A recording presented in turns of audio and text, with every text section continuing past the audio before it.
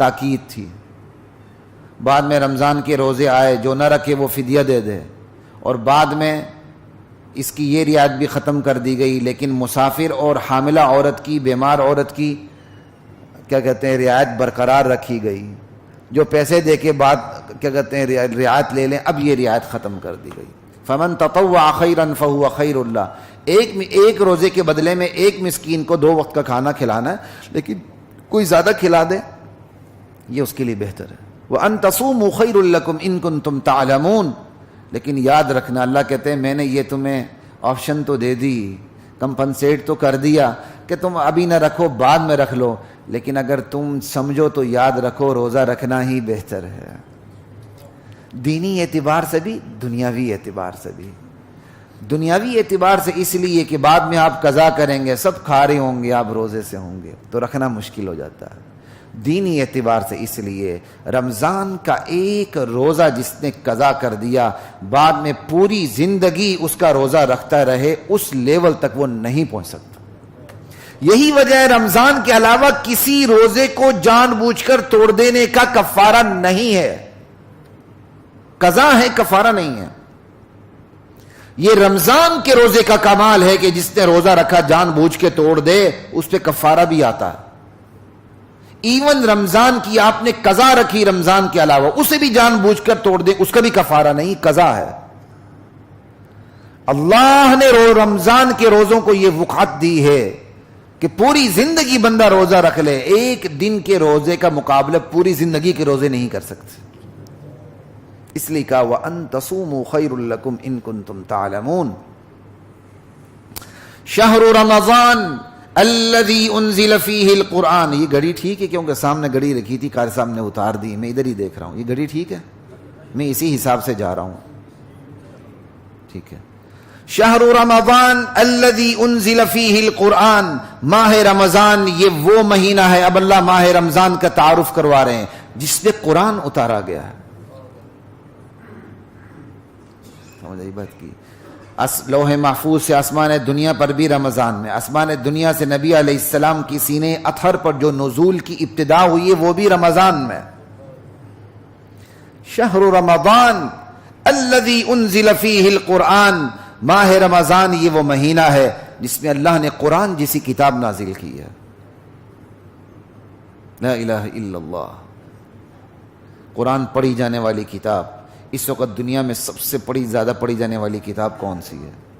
قرآن. ہدی للناس. قرآن کا تعارف کیا ہے؟ یہ لوگوں کے لیے ہدایت بن کے آیا ہے. وبینات من الہدی والفرقان. قرآن کے یہاں 3 تعارف بتائے گئے ہیں. ایک تو قرآن سے ہدایت ملتی ہے، بندہ ایچ پیچ میں نہیں پڑھتا، ادھر ادھر زگ زیگ نہیں، اسٹریٹ فارورڈ ہوتا ہے بندہ. قرآن کو پڑھنے والے کیا مزاج بن جاتا ہے اسٹریٹ فارورڈ ہونا. یہ بات یاد رکھیں. قرآن ادھر ادھر کی لگی لپٹی بات کرتا ہی نہیں، ایچ پیچ نہیں قرآن کی باتوں میں، سیدھی سادی بات. وَبَيِّنَاتٍ مِّنَ الْهُدَى. ہدایت کی واضح تعلیمات پہ مشتمل ہے. یعنی قرآن کریم کوئی فلسفے کی کتاب نہیں جس کے اندر فلسفیانہ موشگافیاں ہوں. نہیں جی کارل مارکس کا مطلب یہ ہے، نہیں جی لینن یہاں یہ کہنا چاہتے ہیں، نہیں جی شیخ سعدی کی مراد یہ ہے. یہی بات نا. جو بیسک ہدایات ہیں، جو کفر و اسلام کے درمیان حد فاصل ہیں، وہ ایک چرواہا، ایک گوالا، ایک ان پڑھ، ایک انگوٹھا مار کر بھی اگر اس کو پڑھنا آ جائے پڑھے، اگر پڑھ نہیں سکتا سن لے تو ہدایت اس کے دل میں بیٹھ جائے گی.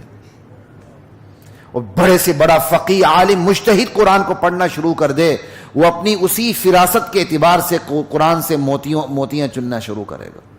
یہ قرآن کریم کا معجزہ ہے. جو جس لیول کا ہو اس لیول کی ہدایت اس کو ملتی ہے. وَبَيِّنَاتٍ مِّنَ الْهُدَى وَالْفُرْقَانِ.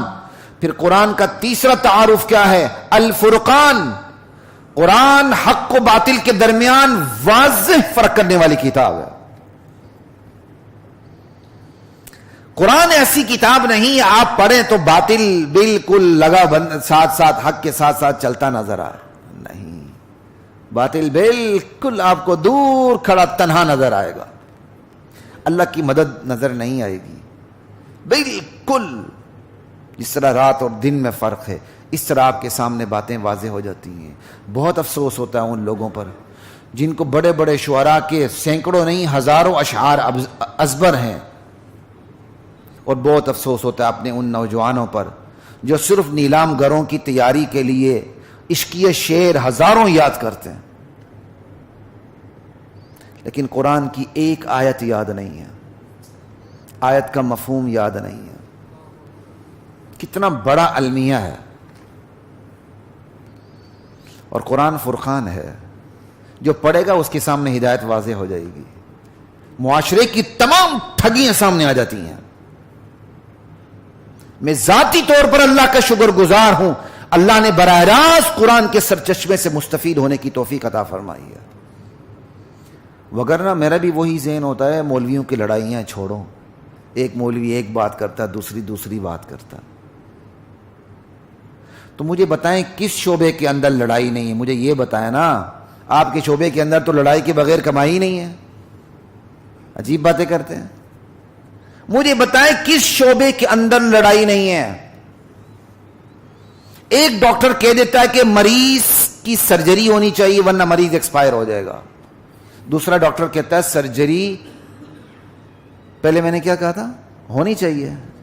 دوسرا ڈاکٹر کہتا ہے اس کی سرجری نہیں ہونی چاہیے ورنہ ایکسپائر ہو جائے گا. دو بورڈ بیٹھتے ہیں, ایک بورڈ کا ڈیسیژن کچھ اور ہوتا ہے, دوسرے بورڈ کا ڈیسیژن کچھ اور ہوتا ہے. لیکن مریض کے لواحقین مریض کسی نہ کسی فیصلے پر ضرور پہنچتے ہیں. اگر پہنچنے کے بعد پہلے والے کی بات صحیح ہو جائے کہ آپریشن نہیں کروانا تھا, دیکھو انہوں نے کہہ دیا تھا مریض ایکسپائر ہو جائے گا, تو آپ بلیم کرتے ہیں انہیں. جان تک جاتی ہے اختلافات میں. صرف آگے مولوی پر سوئی اٹک جاتی ہے. مولوی کی بھائی آپ نہ مانو مولوی کی, کس نے کہا مولوی کی مانو؟ قرآن پڑھو بھائی. آپ کے سامنے ہدایت کی اصول تو واضح ہو جائیں, اس کے بعد مولوی کا نمبر ہے. آپ کو خود ہی پتہ چل جائے گا کون ٹھگ ہے, کون بے ایمان ہے, کون یہودیوں اور عیسائیوں کا احبار و رہبان ہے, کون دین کے نام پر دنیا بیچ رہا ہے, دنیا کھا رہا ہے, اور کون اللہ کے نبی کا وارث ہے. یہ تو آپ کو بعد میں پتہ چلے گا. پہلا قدم تو آپ کا اپنا ہے کہ براہ راست سرچشمے کے ساتھ آپ کا تعلق استوار ہو جائے. اور یہ رمضان آیا اس لیے ہے کہ اس امت کا رمضان میں نازل ہونے والے قرآن سے رشتہ استوار ہو جائے. یہ رمضان آیا اس لیے کیونکہ تقوی قرآن کے بغیر نہیں ملتا. شہر رمضان الذی انزل فیہ القرآن ہدی للناس وبینات من الہدی والفرقان فمن شہد منکم الشہر فلیصم. چونکہ اللہ نے اتنی بڑی نعمت رمضان میں نازل کی ہے, لہذا خوشی کا تقاضا یہ ہے, شکر کا تقاضا یہ ہے. اس مہینے میں چونکہ اللہ نے قرآن نازل کیا, لہذا اس مہینے میں اللہ کے لیے روزے رکھے جائیں. لا الہ الا اللہ. جن کو کوئی عربیت کی واقفیت ہے تو میں ان کے لیے ایک بات کرنے لگا ہوں, پھر میں آگے جاؤں گا. فمن شہید منکم الشہر فلیصم, جو رمضان کے روزے رمضان کو پالے وہ رمضان کے روزے رکھے. ترجمہ یہ ہے رمضان میں روزے رکھے, یہ ترجمہ نہیں ہے.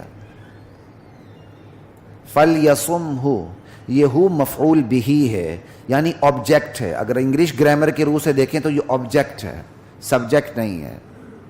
رمضان کے روزے رکھیں, رمضان میں روزے نہ رکھیں. یہ ہو ضمیر مفعول بہی ہے, مفعول فی نہیں ہے. آپ رمضان میں روزہ رکھیں تو رمضان میں تو ایک روزہ بھی کافی ہوگی نا, رمضان میں روزہ رکھ لیا. نہیں, رمضان میں روزے نہیں رکھنے بلکہ رمضان کے روزے رکھنے ہیں. فلیصمہ ومن کان مریضا او علی سفر فعدۃ من ایام اخر. ان آیات کے اندر جو تقریباً سال بعد اتری ہیں پہلے آیات کے مقابلے میں, یہاں فدیے کی رعایت ختم کر دی گئی ان لوگوں کے لیے کہ روزہ نہیں رکھنا تو چلو فدیہ دو, لیکن پہلی دو رعایتیں برقرار رکھی گئیں, مریض کے لیے بھی مسافر کے لیے بھی. یرید اللہ بکم اليسر, اللہ تمہارے ساتھ آسانی چاہتے ہیں. ولا یرید بکم العسر, اللہ تمہیں تنگی میں ڈالنا نہیں چاہتے. ولتکملوا العدہ, اللہ تعالیٰ نے یہ طریقہ کار اس لیے اختیار کیا ہے, مریض ہے, مسافر ہے, انتہائی مجبوری ہے, تم دوسرے دنوں میں رکھ لو تاکہ تم گنتی پوری کر سکو, رمضان کے روزے رکھ سکو. ولتکبروا اللہ علی ما ہداکم, رمضان کے روزے کیوں فرض کیے گئے ہیں؟ تاکہ تم اللہ کی بڑائی کا اعلان کرو. یہ رمضان کے روزوں کی فرض کی ایک وجہ ہے, اللہ کی کبریائی کی اعلان ہو جائے. اللہ کی کبریائی کا ایک بہت بڑا اعلان اجتماعی طور پر حج کے موقع پہ ہوتا ہے. انسیلے کپڑے بندے نے پہنے ہوتے ہیں, ننگا سر جا رہا ہے, اللہ کا فقیر اللہ کے دربار میں حاضر ہے. ایک اجتماعی طور پر اللہ کی کبریائی کا اعلان ہو رہا ہوتا ہے. ایک رمضان میں اجتماعی طور پر اللہ کی کبریائی کا اعلان ہو رہا ہوتا ہے. وہ مالک جو 11 مہینے کھلاتا ہے وہ 12ویں مہینے میں آ کر کہتے ہیں اب تم نے نہیں کھانا. اب ہم کہتے ہیں مولا ٹھیک ہے نہیں کھانا. یہ اجتماعی طور پر اللہ کی کبریائی کا اعلان ہے. آپ کا باس آپ کو بڑی سے بڑی سزا دے گا تو کیا دے گا؟ بھوک پیاس کی سزا کبھی نہیں دے گا, اور اللہ یہ سزا نہیں دے رہا. اگر وہ سزا دے تو چاہے وہ سزا ہے کوئی باس دے دنیا کا, تو اس باس کی قوت کا پتہ چلتا ہے کہ جو آپ کو کھانے نہیں دے رہا, اس وقت پینے نہیں دے رہا. سمجھائی؟ جیل کی سلاخوں کے پیچھے ڈال دے, کھانے نہ دے, پینے نہ دے, نقلی سانپ اندر چھوڑ دیں تو بندہ پھر اوقات میں آ جاتا ہے. اوقات میں ایسے ہی لایا جاتا ہے نا. لا الہ الا اللہ. یہ ہمارا تو حال ہی بگڑا ہوا ہے. اب جب اللہ کا آرڈر ہے نہیں کھانا, نہیں نہیں پینا, نہیں کھانا, اور جنسی خواہش پوری نہیں کرنی, کھانے پینے سے اور جائز جنسی خواہشات سے اپنے آپ کو روکنا ہے, تو یہ اللہ کی کبریائی کا اعلان ہو رہا ہے. مولا تو دے رہا تھا, کھا رہے تھے, تیری اجازت دے کھا رہے تھے, اب تو نے روک دیا نہیں کھا رہے. کھاتے کھاتے رک جاتے ہیں, اور رک کے جب کھانے کا وقت ہوتا ہے تو اب رکنا گناہ ہے, اب کھانا ہے. یہ خدا کی کبریائی